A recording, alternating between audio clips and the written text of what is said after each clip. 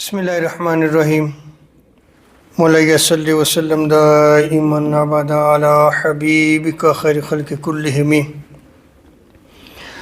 اللہ تبارک و تعالیٰ کا بے پایان لطف و کرم اور احسان عظیم ہے کہ جس نے ہمیں آج کی بابرکت محفل میں اکٹھے ہونے کی توفیق عطا فرمائی۔ سب سے بڑھ کر یہ کہ ہمیں دولت ایمان سے بہرمند فرمایا۔ امام بخاری نے کتاب الوضو میں ایک باب قائم کیا ہے، اس چیپٹر کا نیم ہے باب لا تقبل صلاۃ بغیر طہور، کہ بغیر طہارت کے نماز قبول نہیں ہوتی۔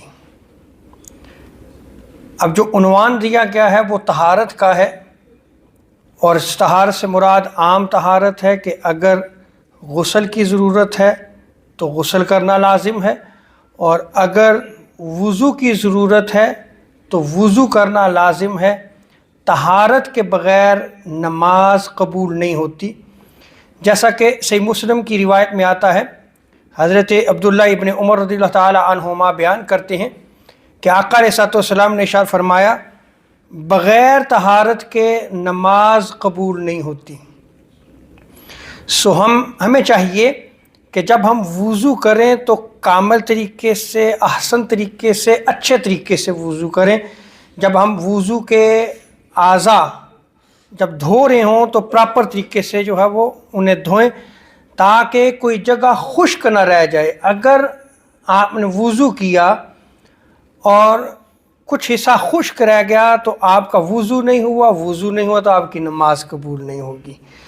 اسی طرح اگر غسل جنابت ہے تو غسل جنابت میں بھی آپ احتیاط کے ساتھ غسل کریں، تاکہ آپ کے جسم کا کوئی حصہ جو ہے وہ خشک نہ رہ جائے۔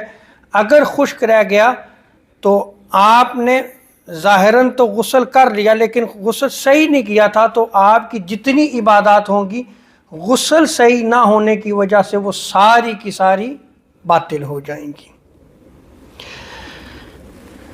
اس چیپٹر کے مطابق امام بخاری نے حضرت سیدنا ابو ہریرہ رضی اللہ تعالیٰ عنہ کی روایت کو نقل کیا ہے۔ قال رسول اللہ صلی اللہ علیہ وسلم لا تقبل صلاۃ من احدث حتى يتوضأ۔ آقا علیہ السلام نے ارشاد فرمایا کہ جس آدمی نے وضو توڑ دیا اس کی نماز اس وقت تک قبول نہیں ہوگی جب تک وہ وضو نہ کر لے، یعنی وضو کے بغیر اس کی نماز قبول نہیں ہوگی۔ سیدنا ابو ہریرہ رضی اللہ تعالیٰ عنہ نے جب اس روایت کو نقل کیا تو حضرموت کا ایک شخص اس مجلس میں موجود تھا، اس نے سوال کیا اے ابو ہریرہ مل حدث، یہ حدث کیا ہے؟ تو سیدنا ابو ہریرہ رضی اللہ تعالیٰ عنہ نے فرمایا کہ بغیر آواز کے ہوا کا خارج ہونا یا آواز کے ساتھ ہوا کا خارج ہونا، اس سے وضو ٹوٹ جاتا ہے۔ اب اس روایت میں اگر آپ غور کریں تو سیدنا ابو ہریرہ رضی اللہ تعالیٰ عنہ نے دو چیزوں کا ذکر کیا ہے وضو ٹوٹنے میں، یعنی ہوا کا خارج ہونا، چاہے وہ آواز کے ساتھ ہو چاہے آواز کے ساتھ نہ ہو، لیکن اس کے علاوہ بھی اسباب ہیں کہ جن کی وجہ سے وضو ٹوٹ جاتا ہے، جیسا کہ پاخانہ اور پیشاب سے بھی وضو ٹوٹ جاتا ہے، مزی ودی اور مباشرت سے بھی وضو ٹوٹ جاتا ہے، ٹیک لگا کر اگر سو گیا تب بھی وضو ٹوٹ جاتا ہے، خون نکلنے سے بھی وضو ٹوٹ جاتا ہے، اسی طرح تکیہ یا ٹیک لگا کر سو جاتا ہے تب بھی وضو ٹوٹ جائے گا، منہ بھر کے قے آ جانا وومٹنگ، اس سے بھی وضو ٹوٹ جائے گا، نماز پڑھ رہا ہے اور قہقہ لگاتا ہے تب بھی وضو ٹوٹ جائے گا، وضو ٹوٹ گیا تو پھر نماز بھی چلے گی اس کی۔ اسی طرح بے ہوشی اور جنون کی صورت میں بھی اس کا وضو ٹوٹ جاتا ہے، اور معذور کا وضو جس کے لیے کیا تھا اس کا وقت اگر نکل جائے تب بھی وضو ٹوٹ جاتا ہے۔ اس مسئلے سے ہمارے لوگ غافل ہیں۔ جیسے اگر کسی شخص کو پیشاب کے قطرے آتے ہیں،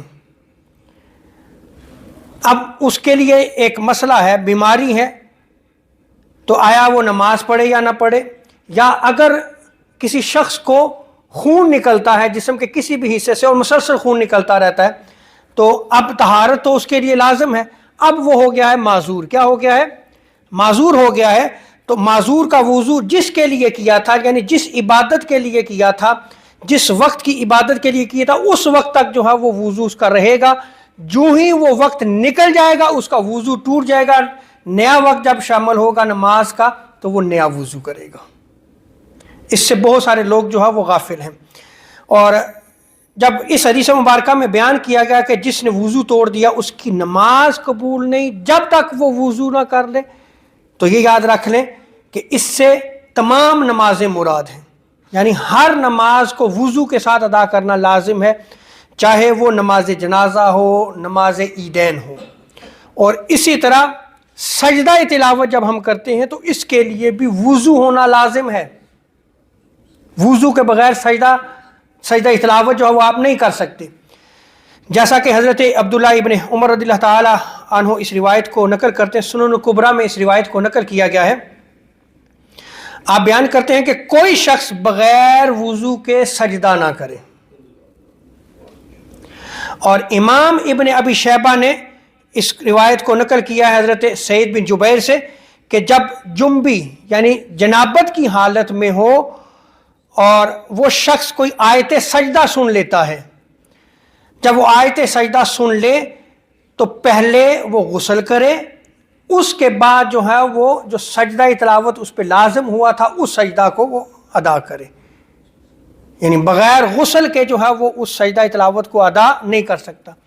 یہاں پہ پھر ایک اور مسئلے کو بھی سمجھ لیں، جیسے ہمارے ٹی وی میں ریکارڈنگ تلاوت چلتی ہے، تو جو بھی ریکارڈنگ تلاوت چلتی ہے اور اس میں اگر آیت سجدہ آ جاتی ہے تو اس سے جو ہے وہ سجدہ تلاوت جو ہے وہ لازم نہیں ہوگا۔ جب قاری جو ہے وہ تلاوت کر رہا ہو اس وقت جو ہے وہ اگر آپ لائیو سنتے ہیں تو پھر آپ پہ سجدہ تلاوت جو ہے وہ لازم ہو جائے گا۔ اور پھر جیسے اگر آپ قرآن پڑھا رہے ہیں اور قرآن پڑھاتے ہوئے آپ کے پاس اسٹوڈنٹس آتے ہیں، طلباء آتے ہیں، تو کئی اسٹوڈنٹس طلباء آپ کے پاس جب قرآن پڑھتے ہیں تو آیات سجدہ اگر آ جاتی ہیں تو آپ جو امام بیٹھا ہوا سن رہا ہے، جو قاری سن رہا ہے، اگر ایک بچہ اسی آیت کو سبقاً بار بار پڑھ رہا ہے، اس کی وہ تصحیح کر رہا ہے، تو وہ بار بار تو پڑھ رہا ہے، تو کتنی بار وہ سجدہ تلاوت کرے گا؟ ایک بار ہی سجدہ تلاوت کرے گا۔ وہ ٹیچر ایک جگہ بیٹھا ہوا ہے، وہ ایک مرتبہ ہی سجدہ تلاوت کرے گا۔ لیکن اگر وہ اپنی جگہ کو بدلتا ہے تو پھر جو ہے وہ جتنی مرتبہ اس آیت سجدہ کو سنے گا اتنی مرتبہ ہی وہ سجدہ کرے گا۔ اللہ تبارک و تعالی ہمیں دین کو سمجھنے کی توفیق عطا فرمائے، اور رب تعالی ہمیں مسائل کو سمجھ کر اس پہ عمل کی توفیق عطا فرمائے۔ وما علینا الا البلاغ المبین۔